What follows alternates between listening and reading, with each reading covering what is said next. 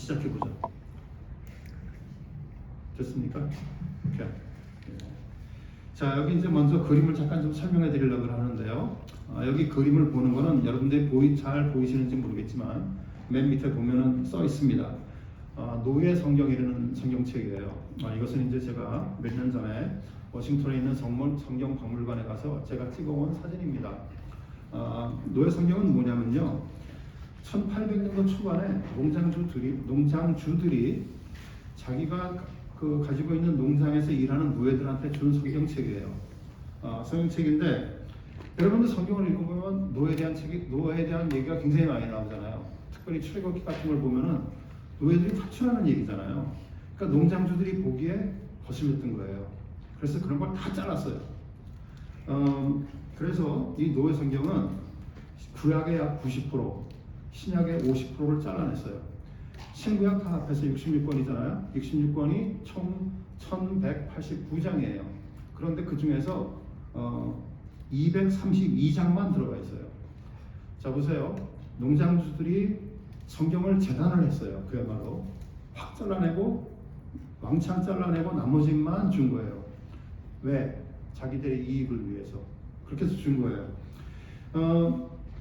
여러분들 생각하시기에 농장주들만 그랬을까요?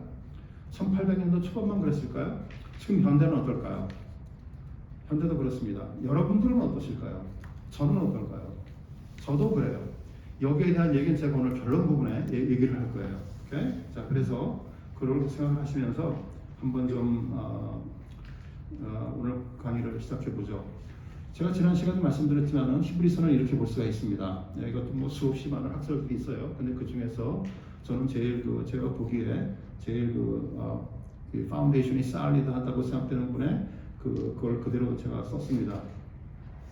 그것을 보면은 지난 시간에 제가 5장 11절부터 6장 12절까지를 제가 얘기하면서 이 히브리서를 전체를 꿰는 것을 제가 이렇게 꿰 수 있다라고 제가 말씀을 설명해 드렸죠. 히브리 사람들이 믿은 지가 오래됐고 믿은 지가 오래돼서 성장을 해야 되는데 예수 그리스도에 대해서 깊이 알게 하려고 하지 않았기 때문에 그 사람들이 그 정치 상태에 머무른 거예요. 그러니까 떠나기 시작했어요. 그러니까 그런 사람들한테 히브리서 저자가 이런 컨텍스트를 가지고 편지를 쓴 것이죠. 이것도 히브리서는 편지냐 아니냐 가지고도 수없이 또 논란이 있습니다. 하지만 히브리서 맨 마지막 장에 보면은 이렇게 썼느니라 하고 되어 있기 때문에 일단은 편지라고 보고 넘어갈게요. 오케이? 그래서 편지를 이렇게 쓰면서 이런 내용으로 썼어요. 그래서 결국 1장부터 5장까지는 장성하지 않은 사람들, 믿은 지 오래된 사람들이 늘지 않으니까 그냥 어린아이처럼 머물러 있으니까 내가 그 사람들한테 예수 그리스도를 알려주겠다고 시작하면서 그 앞에 부분이 이렇게 돼 있고 저 후반 부분에 보면은 예수 그리스도가 이런 분이다라고 알려주는 거예요. 제가 지난 시간에 말씀드렸지만은 히브리서만큼 예수 그리스도에 대해서 깊이 판 성경책이 없습니다. 오케이? 그래서 한번 이번에 그래서 제가 타이틀을 예수를 깊이 생각하자라는 제목을 가지고 시작한 거예요. 자, 그래서 한번 넘어가 보죠. 성경을 보면은 오늘 1절부터 4절까지를 얘기할 건데 이렇게 되어 있습니다. 안 읽고 그냥 넘어갑니다. 여러분들이 다 읽어봤을 거라고 믿고 넘어갑니다. 자, 오케이. 1절과 2절을 비교해 보면은요, 구약 시대와 신약 시대를 얘기하는 것이라고 볼 수가 있죠. 이것도 그냥 제가 도와드리고 그냥 넘어갈게요. 같은 내용을 이렇게 똑같이 거의 평행선으로 이렇게 얘기를 합니다.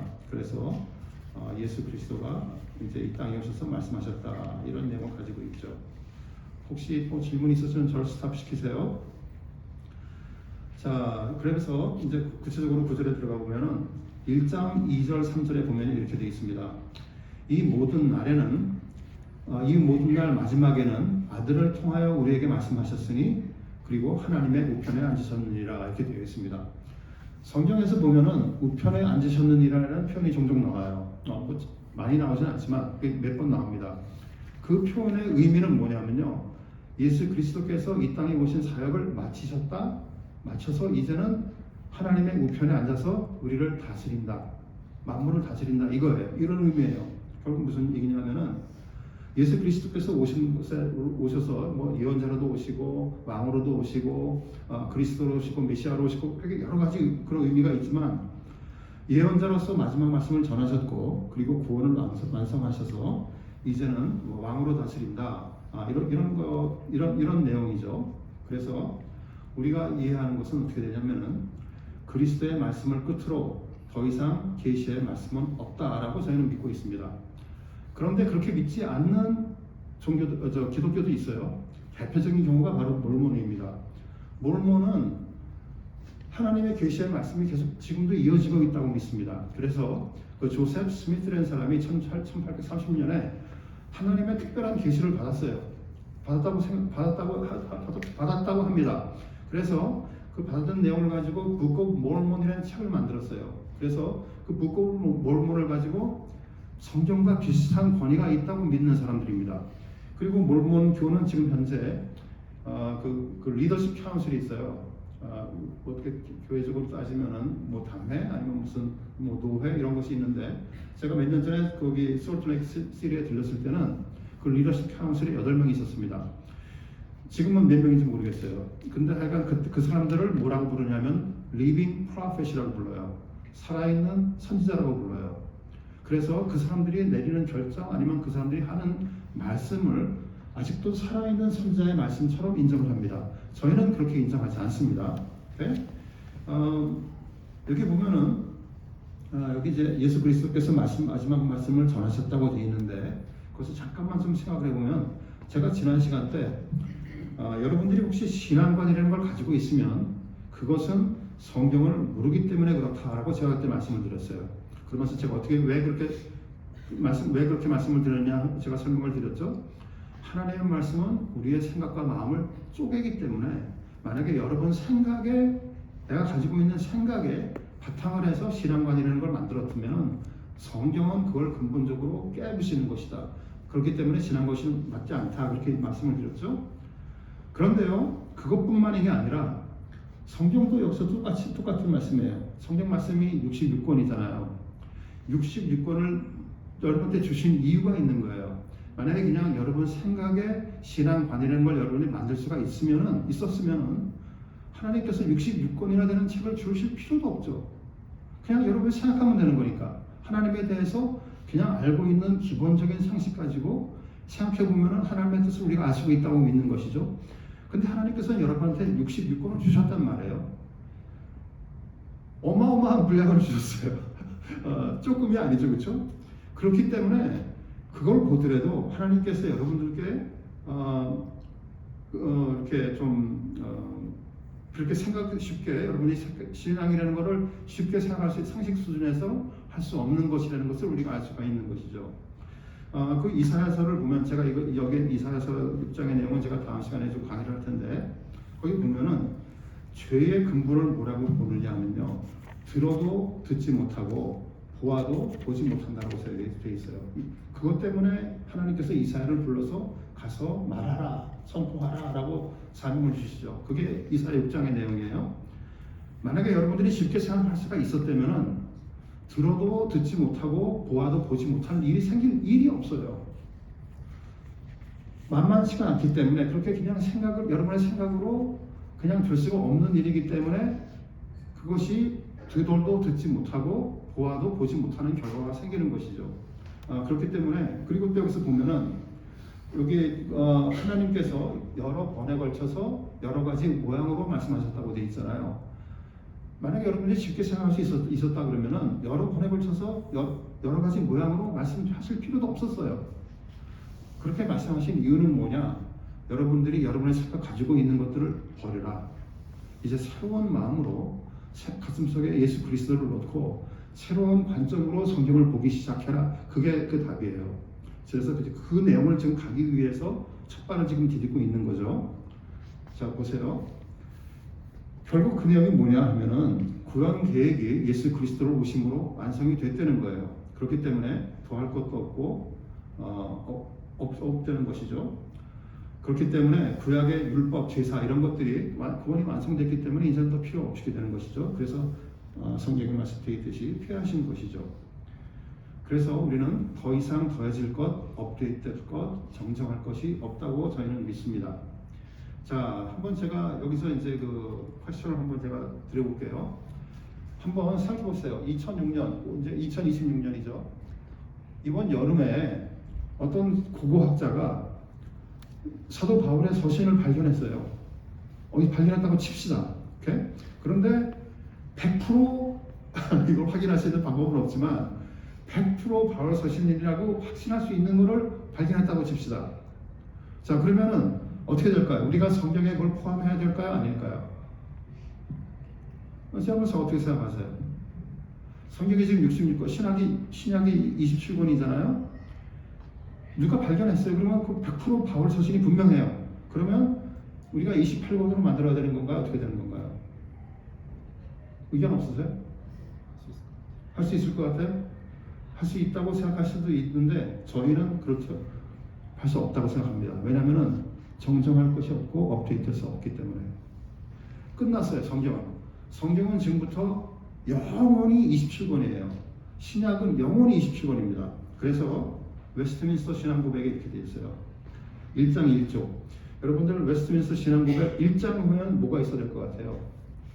하나님에 대한 얘기가 있어야 될 것 같잖아요. 그렇지 않아요. 웨스트민스터 신앙고백 1장은 성경에 대해서 시작합니다. 왜 그렇죠? 우리가 성경을 통해야 하나님을 알 수 있기 때문에. 오케이? 그래서 성경을 시작합니다. 하나님에 대한 얘기는 2장에 나옵니다. 하나님과 삼위일체에 대해서 2장에 나와요. 오케이? 자, 그래서 1장을 보면 첫 번째 구절이 이렇게 되어 있어요. 1장 1조.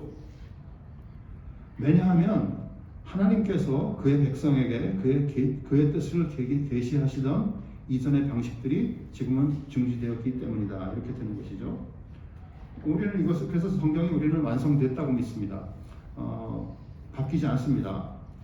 또 1장 6절을 보면 이렇게 되어 있어요. 성경의 충족성에 대해서 얘기를 하는데, 성령의 새 계시들에 의해서나 사람들의 전통에 의해서도 아무것도 거기에 첨가되어서는 안 된다라고 얘기를 합니다.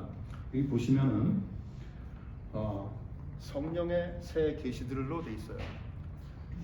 설사 성령님께서 새로운 계시, 아까 제가 조셉 스미트 얘기했죠. 몰몬 교회 그 사람한테처럼 성령님께서 특별히 임하셔서 새로운 계시를 주었다 하더라도 우리는 그것이 추가될 수가 없다고 얘기를 하는 것이죠. 성령님이 주신 말씀이라고 하여도 첨가될 수가 없다고 믿습니다. 그렇기 때문에 거기에 바탕을 둬서 우리는 이단과 사이비를 구분할 수가 있는 거예요. 이단과 사이비는 그것이 첨가될 수 있다고 얘기하고 나는 하나님의 계시를 받았다라고 얘기하는 그런 경우가 생길 경우에 우리는 그것을 이단 아니면 사이비라고 얘기를 합니다. 뭐 꼭 이단 사이비가 아니라도 우리 개신교 중에서도 어떤 목사님들은 나를 따르라 뭐 이렇게 하시는 분도 있죠. 그런 분도 있습니다. 우리는 그것을 인정하지 않습니다. 왜냐하면은 하나님께서 우리에게 주신 계시는 이미 완성되었기 때문에 나를 따르라 그런 카리스마틱한 그런 목사님들의 그런 좀 위험하다고 사상이라고 저희는 보는 것이죠. 그리고 거기 웨스트민스터 신앙고백의 1장 6절을 보면요, 좀 우리 교회에 관계되는 것이 있기 때문에 잠깐만 좀 애들을 하면은 예배와 교회의 정치에 관해서는 말씀의 일반적인 규칙들, 믿는 자들의 분별력에 의해서 정리된다 이렇게 되어 있습니다. 저희 교회도 교회 헌법이 있죠. 교회 법이 있습니다. 그리고 교단에 있으면 교단법도 있고 다 있죠. 우리는 이제 그것들이 성경에 써 있는 건 아니죠. 그런데 우리는 그걸 따릅니다. 하지만 여기 지금 써 있는 것처럼 마지막 말씀에 바탕을 두어서 여기에 지금 써 있는 대로 우리가 일반적인 규칙들을 가지고 그리고 우리가 가지고 있는 분별력들을 가지고 그것을 판단하면서 우리가 적용할 수 있는 것이죠. 하지만 여기서 제가 꼭 강조해두고 싶은 것은 그렇다고 하여도 그것들이 성경과 같은 권위를 가지고 있는 것은 아니다. 이것이 꼭 중요한 것이에요.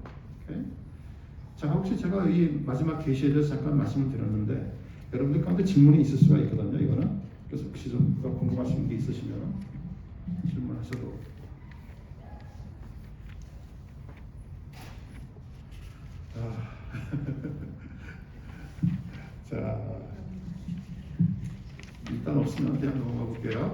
혹시 질문 있으시면 끝난 다음에 저한테 여쭤봐 주세요.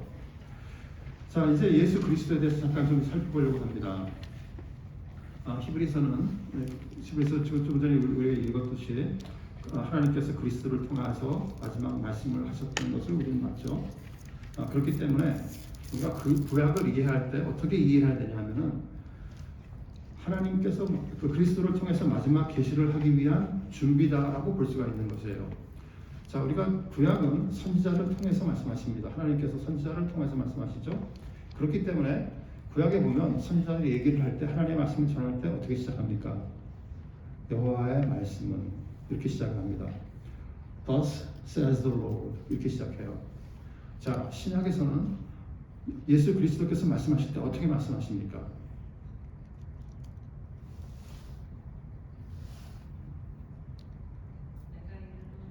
내가 이르노니. 제 누구 남편이 누구예요? Thank you. 맞아요. Truly I say to you. 한국말에 보면은 그 I를 빼놨어요. 내가 이르노니 이렇게 돼 있는데 내가 아니라 뭐라고 돼 있죠? 진실로 너에게 이르노니 이렇게 돼 있어요. 그래서는 그 내가를 빼놨습니다. 저는 그게 굉장히 큰 미스라고 생각해요. 한국 성경에 약점이 많아요. 통일 번역이 약점이 많습니다. 그래서 제가 종종 이게 영어로 된 것들을 보여드리고 또 필요할 때는 제가 히브리 말 또 그리스 말 보여드릴게요. 근데 어쨌든 간에 하여간 truly 진정으로 내가 너에게 말한다예요. 그러니까 예수 그리스도가 하나님이 다 하려는 것을 그 말 속에 아예 들어가 있는 거예요. 그래서 여러분들이 구약과 이 신약과 이 하나님의 말씀을 전하는 그 포인트가 아예 다른 거죠. 그걸 이해하시고 보면은 좀 도움이 될 것 같습니다. 자, 마지막 계시를 하신 분이 어떤 분이신가요? 히브리서 1장 3절에 보니까 이는 하나님의 영광의 광채시요 이렇게 되어 있습니다. 그리스도를 영광의 광채시라고 표현하는 것이죠. 결국 무슨 얘기냐면은 우리가 영광의 광채가예요. 우리가 그리스도와의 연합이 되었기 때문에 우리가 그 영광의 광채인 것이죠. 이것을 제일 잘 알 수 있는 구절이 곧 제가 써놨듯이 고린도후서 3장 18절입니다.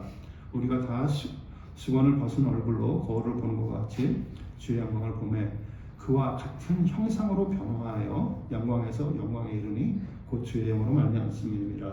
여기 보면은 형상으로 변화하여라고 되어 있죠. 그것을 영어로 보면은 현재 진행형입니다.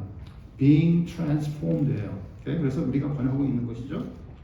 여러분들이 이것을 어떻게 생각할 수가 있냐면은 여러분들이 누군가를 바라볼 때 그 바라보는 사람을 여러분도 모르는 사이에 닮게 됩니다. 하나님을 그리스도를 바라볼 때 그분을 닮게 되는 것이 정상이에요. 여러분들이 사람을 존경해서 그 존경하는 사람을 바라봐도 그분을 뭔가 따라하려고 노력을 하잖아요. 그렇죠? 하물며 예수 그리스도를 보면서 그분을 따르려고 하지 않는 것은 정상이 아니죠. 지극히 정상이 아닙니다. 자, 그런데 여기까지 얘기했는데 그렇게 존경을 보면서 따라하는 것이 정상인데 한번 우리 자신을 보자고요. 저 자신을 보자고요. 영광의 광채 보이십니까? 제가 영광의 광채예요? 아니잖아요. 그렇죠? 이걸 여러분은 어떻게 해석하실 거예요? 자, 성경에서 영광의 광채라고 분명히 얘기했는데 나 자신을 보니까 영광의 광채가 아니에요. 여러분 이걸 어떻게 해석할 거예요? 자, 이걸 해석할 수 있는 방법은 제가 여러분들과 여기 아마 제가 와이라웃 했을 것 같은데 여러분의 정체성은요 이미 변했습니다. 그리고 그건 앞으로 영원히 변하지 않을 거예요. 그리스도를 여러분들이 예수 그리스도와 연합한 순간에 여러분은 이미 새 피조물이고 의롭다함을 받았고 영광의 광채를 이미 받았어요. 그런데 문제는 뭐냐? 삶과 성품은요 변화되는 과정이에요. 이게 뭐냐? 결국은 already but not yet예요. 자, 그래서 삶과 성품은요 아직 우리가 이루어진 게 아니에요. 위에 정체성이 바뀌었어요. 그거는 이미 하나님의 의롭다 하심을 준 거예요. 칭의예요. 그런데 변화돼서 바꿔가는 거는 성화예요. sanctification입니다. 그래서 이 두 개가 항상 성경을 볼 때 항상 같이 가죠. 영광이라는 것은 보는 만큼 드러납니다. 만약에 여러분들이 그리스도를 더 깊이 보고 묵상하고 의지할수록 그분의 정체가 우리 삶에 더 많이 선명하게 드러나는 것은 당연한 것이죠. 하나님께서는 우리를 단번에 완성시키지 않으시죠. 관계 속에서 빚어가시기 때문에 그렇습니다. 우리가 천천히 사람으로 변해가면서 그 과정 속에서 하나님을 더 깊이 알게 되기를 원하죠. 이거를 여러분들이 어떻게 생각하시면 좋냐면요. 출애굽을 보면 알 수가 있어요. 이스라엘 사람들이 출애굽을 할 때 얼마 걸렸습니까? 노예에서 자유인이 되는데 얼마 걸렸어요? 하룻밤 걸렸어요. 하룻밤. 그런데 자유인이 되기까지 얼마나 걸렸습니까? 가나안 땅에 갈 때까지 40년 걸렸어요. 하룻밤에 여러분의 아이덴티티는 바뀌었습니다. 그런데 여러분이 성화되어 가는 과정은, 우리가 자유함을 깨우쳐가는 과정은 40년 걸립니다. 오케이? 그렇게 이해하시면 여러분들이 쉽게 이해할 수가 있는 것이죠. 만약에 여러분이 이미 완성된 영광의 강체라면요, 여러분들이 하나님을 공부할 필요도 없습니다. 이미 완성된 영광의 강체인데 더 해주실 것도 없어요. 이미 다 끝났습니다. 하나님을 의지할 필요도 없습니다. 왜냐? 내가 이미 하나님이기 때문에, 여러분 스스로가 이미 예수 그리스도시고 하나님이 되어버렸기 때문에 의존할 필요도 없습니다. 그렇기 때문에 우리가 성화되는 과정이 우리가 어떤 것인가를 이해할 필요가 있는 것이죠. 여기서 조금 더 깊이 들어가면은 이 성경을 읽을 때 already but not yet는요 항상 있습니다. 모든 데 다 있어요. 그래서 우리가 성경을 이해할 때 어떤 것이 already고 어떤 것이 not yet인지를 구분하는 게 굉장히 쉽지가 않습니다. 때때로 쉽지가 않아요. 그리고 때때로 두 개가 충돌합니다. 그래서 어떻게 해야 될까요? 그럴 때 여러분들이 그래서 지혜가 필요한 거예요.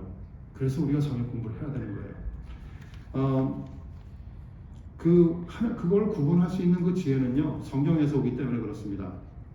그래서 그렇기 때문에 우리는 신앙생활을 할 때 그 균형을 맞추는 것이 굉장히 중요한 것이죠. 어떤 것이 already냐, 어떤 것이 not yet냐, 이거를 분명히 하고 여러분들이 그 균형을 잘 이루어가야 되죠. 자꾸만 간당간당하게 빠져서 손에 들고 갈게요. 제가 이제 여러분들이 성경 공부를 하잖아요. 예, 잠깐만요, 목사님. 성경 공부를 하잖아요. 저의 역할은 뭐냐면요, 여러분들이 성경을 어떻게 이해해야 되는가를 알려주는 거예요. 그래서 저는 가능한 한 이렇게 성경 전체를 보려고 해요. 그렇죠? 크게 보는 성경도 그렇고 이것도 그렇고 전체를 보기를 원합니다. 그래서 여러분들이 이거를 하나님의 지혜를 얻어서 판단은 여러분들이 하셔야 돼요. 어떤 분들은 이 판단하는 것을 목회자한테 의지하고 어떤 사람한테 의지하는 경우가 있어요. 그렇지 않습니다. 여기 제가 써놓지는 않았지만 누가복음을 읽어드릴게요. 누가복음 12장 57절. 사실 이 누가복음 12장은 여러분들이 생각할 점이 굉장히 많은 장입니다. 깊이 들어갈 수 있는 그런 장이에요. 여기 보면 이렇게 돼 있어요. 또 어찌하여 옳은 것을 스스로 판단하지 않느냐. 예수 그리스도께서 그렇게 말했어요. 여러분들이 하나님께서 주신 지혜를 가지고 스스로 판단하셔야 되는 것이에요. 그래서 그런 것들을 판단해 나가는 것이 우리가 담당하는 그런 것이라고 할 수가 있죠. 권사님 질문.